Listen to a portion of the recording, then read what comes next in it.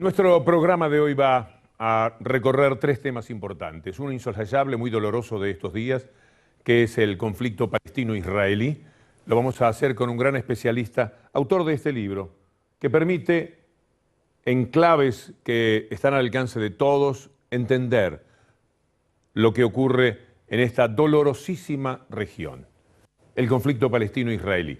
Pero también vamos a hablar de los BRICS, una palabra nueva, una sigla que implica esperanza, como verán en el desarrollo del programa, y de los fondos buitres, que implican una tragedia contra la que la Argentina en especial, pero también toda América, está combatiendo, y quizás con éxito en corto plazo. Nos ponemos en marcha. Esta es la presentación del primer tema de nuestro programa de hoy.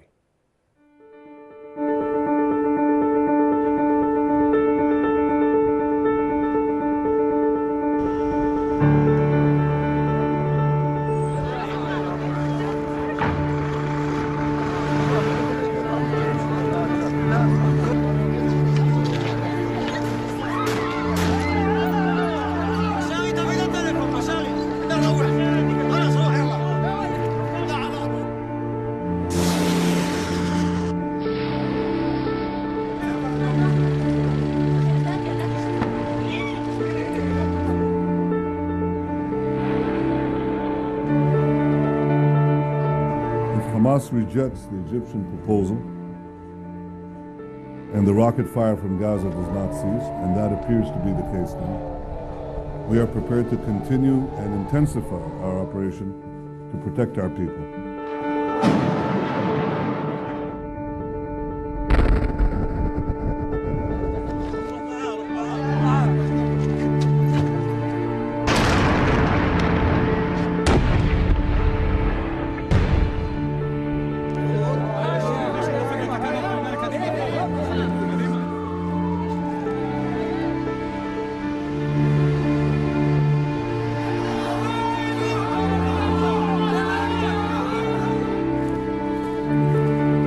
ماذا نسميها في عرف القانون الدولي اللي بتقتل عائلة كاملة، هل هو عقاب جماعي؟ شو عقاب جماعي؟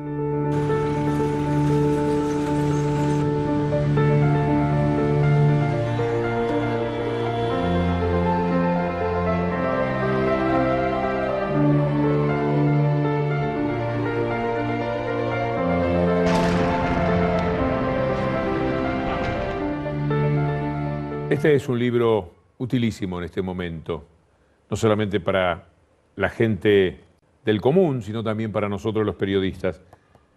Pregunta en nombre de ustedes, de todas maneras, para Pedro Brigger. ¿Qué es la Franja de Gaza? La Franja de Gaza es un muy pequeño territorio de unos 60 kilómetros de largo por apenas unos 15 de ancho, o sea, muy angosto. Y ahí viven cerca de 1.700.000 palestinos. La Franja de Gaza, como tal, como entidad independiente, es conocida porque a raíz de la creación del Estado de Israel en 1948, hubo una guerra, sin entrar ahora en detalles, entre el Estado de Israel naciente y los estados árabes, y se delimitó un cese del fuego. Por ese cese de fuego, esa pequeña franja quedó en territorio egipcio, entre 1948 y 1967. En 1967 hay una guerra, no tenemos tiempo para entrar en detalles. Israel ocupa dos territorios, uno que es conocido en castellano como Cisjordania, donde viven palestinos, y otro que es la pequeña Franja de Gaza. En esos dos territorios los palestinos quieren tener un Estado independiente. Naciones Unidas en noviembre de 1967 emitió una resolución muy conocida, está en el libro, que tiene un número, 242. Las resoluciones de Naciones Unidas siempre tienen un número, según la cual se insta a Israel a abandonar los territorios que ocupó en esa guerra de junio de 1967, Cisjordania y la Franja de Gaza. Israel no lo hizo y ocupó la Franja de Gaza y Cisjordania con una ocupación militar. Los tanques, arrestos indiscriminados que no pasaban por un juzgado civil. Había un poder militar que controlaba Cisjordania y la Franja de Gaza, censuraba libros, determinaba quién podía construir, quién no podía construir. Una ocupación militar, una ocupación más al estilo colonial, con particularidades, pero más al estilo colonial de lo que se conoció en Argelia, los franceses 132 años, o los británicos en la India, para dar algunos de los tantos ejemplos de los que fueron las ocupaciones coloniales.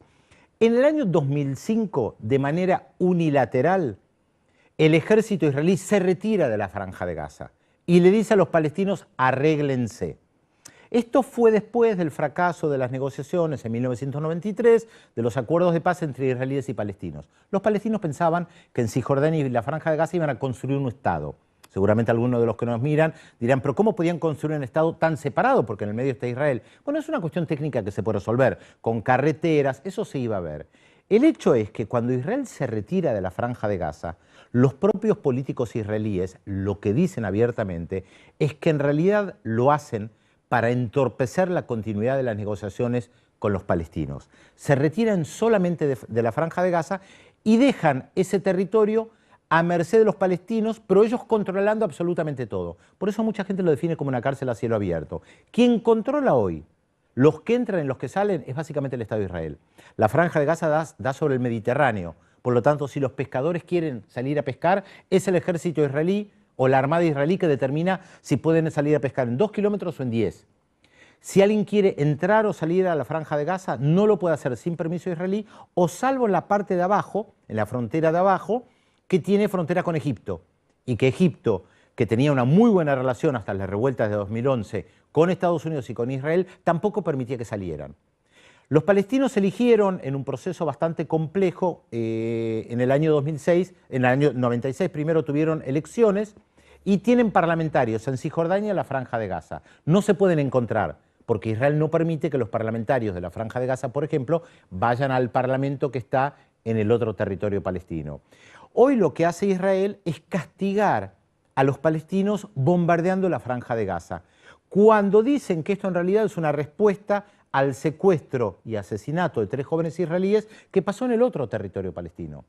Lo que pasa es que esto viene a responder a una interna palestina compleja. Los palestinos están divididos no solo territorialmente, sino políticamente. En la Franja de Gaza, básicamente hay un movimiento político que se llama Movimiento de Resistencia Islámico, más conocido con el nombre Hamas, que es su sigla en árabe, y en Cisjordania está la Autoridad Nacional Palestina, la antigua OLP, la Organización para la Liberación de Palestina.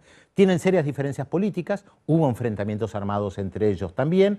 Hamas controla la Franja de Gaza, la Autoridad Nacional Palestina controla Cisjordania. ¿Hasta qué punto los palestinos de Cisjordania encuentran como culpables de lo que le ocurre a la Franja de Gaza a Hamas? En cierta medida sí, pero todos están de acuerdo que el principal responsable es la ocupación.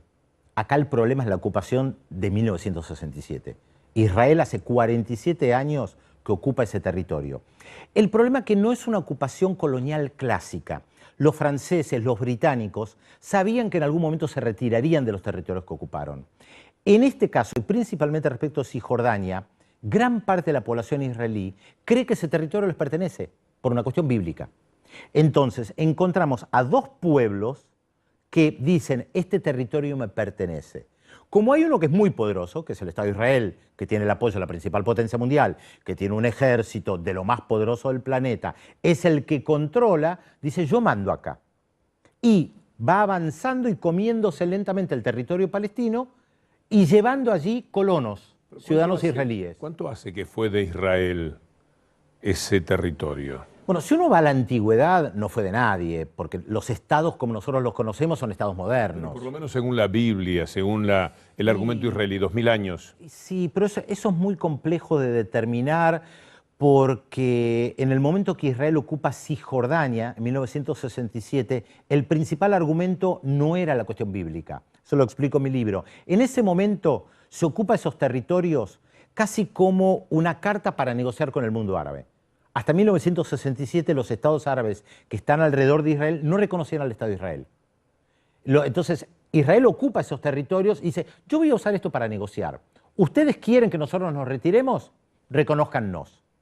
Lo que pasa que en esos territorios, principalmente en Cisjordania, hay algunos que son bíblicos importantes. Por ejemplo, dentro de la ciudad de Belén. Entonces Israel o en otra ciudad que se llama el Yalil en árabe, Hebrón. Israel los ocupa y dice: son nuestros.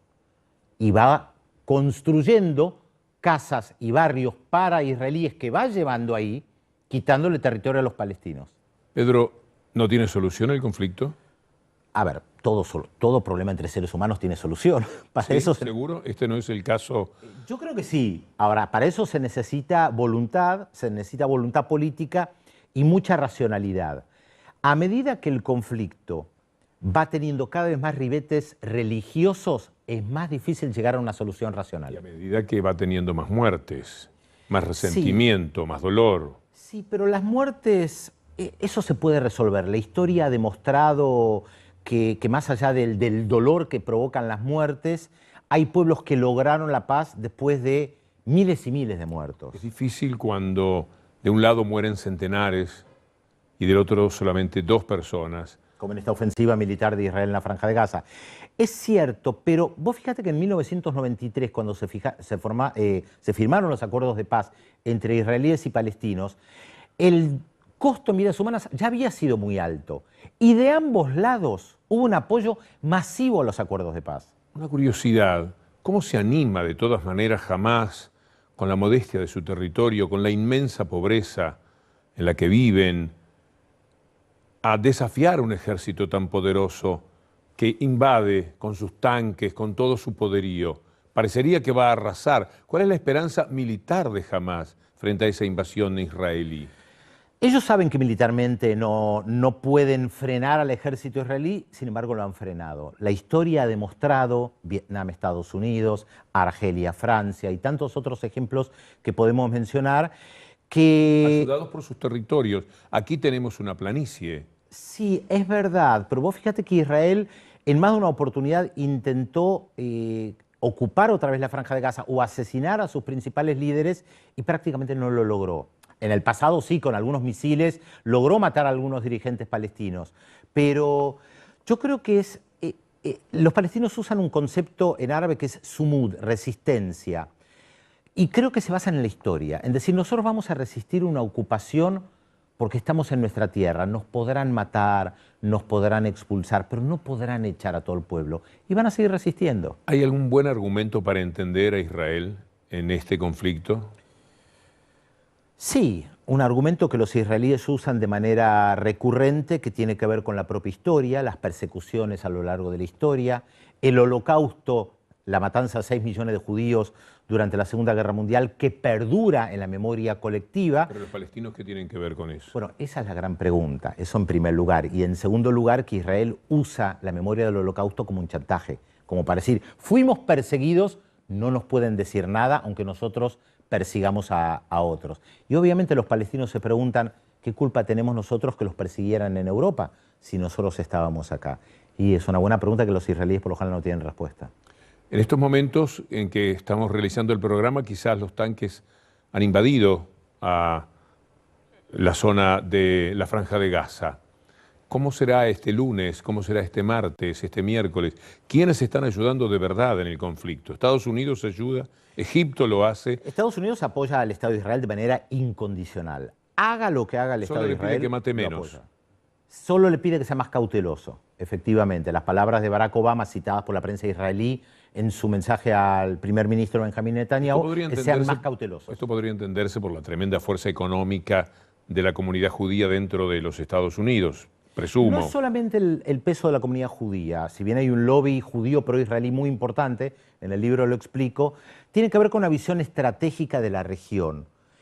El Estado de Israel es visto en Europa y en Estados Unidos como el único Estado occidental en el cual nosotros podemos confiar. El resto son todos árabes, bárbaros, musulmanes, en los cuales nunca se puede confiar. ¿Y el resto del mundo qué dice? Francia, Alemania, la Unión Europea. La Unión Europea ha tratado de participar en más de una oportunidad, pero el peso específico de Estados Unidos es muy fuerte.